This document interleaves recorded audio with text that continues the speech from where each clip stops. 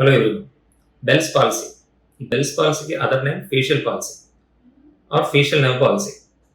Facial nerve అనేది seventh cranial nerve అనమాట. యాక్చువల్గా మన బ్రెయిన్ నుంచి మన హెడ్ అండ్ నెక్ కి సప్లై చేసే నరాలు 12 pairs గా అరేంజ్ అవుతాయి అన్నమాట. బ్రెయిన్ స్టెమ్ దగ్గర నుంచి అండ్ బ్రెయిన్ స్టెమ్ దగ్గర నుంచి. సో ఈ 12 జతల నరాల్లో సెవెంత్ క్రేనియల్ నర్వ్ ని ఫేషియల్ నర్వ్ అంటాం. ఈ ఫేషియల్ నర్వ్ ఫంక్షన్ ఏంటంటే మన ఫేస్ లో 1/2 ఆఫ్ ఫేస్ లో ఉన్న మజిల్స్ అన్ని మూవ్ అయ్యేలాగా చేయడం దీని ఫంక్షన్ అనమాట. So right side facial nerve, left side facial nerve రెండు ఉంటాయి. ఈ బెల్స్ పాలసీలో ఏమవుతుందంటే ఈ ఫేషియల్ నర్వ్ కి ఇన్ఫెక్షన్ రావడం కానీ, ఇన్ఫ్లమేషన్ అంటే వాపు రావడం కానీ, ఆర్ ఎల్స్ కొన్ని రేర్ సిచ్యువేషన్స్ లో కొన్ని బ్రెయిన్ స్టెమ్ ట్యూమర్స్, మాసెస్ లాంటి వాటిల్లో కూడా ఈ ఫేషియల్ నర్వ్ అనేది కంప్రెస్ అవుతుంది అనమాట. లేకపోతే ఫేషియల్ నర్వ్ అనేది డిస్టర్బ్ అవుతుంది. సో ఇలా ఫేషియల్ నర్వ్ డిస్టర్బ్ అవుతున్నప్పుడు ఏమవుతుందంటే ఆ ఫేషియల్ నర్వ్ మన ఫేస్ లో ఏ కండరాలకు అయితే సప్లై చేస్తుందో ఆ కండరాల యొక్క మూవ్మెంట్స్ ఆగిపోతాయి అన్నమాట.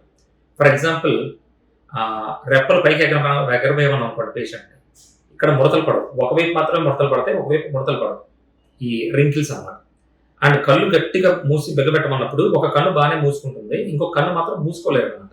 ఈవెన్ అది ఎంత సివియర్గా ఉంటుందంటే ఒక్కొక్కసారి నిద్రలో కూడా ఆ పేషెంట్ ఒకవైపు కన్ను తెరిచి పడుకుంటాడు.